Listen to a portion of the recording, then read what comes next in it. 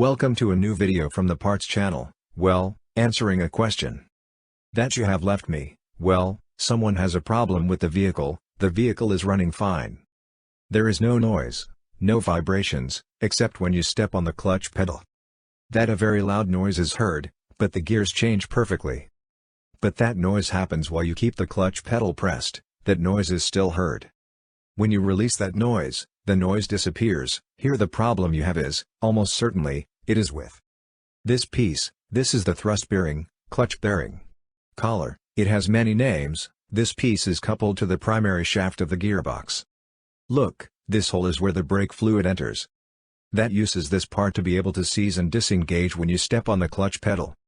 The problem is when, as has happened to this one, it was changed for that reason. This problem was that the grease was lost in the bearing, then the rolling toe starts first, it makes noise and then creates resistance, and this must be changed as soon as possible because it can damage the pressure plate or hub.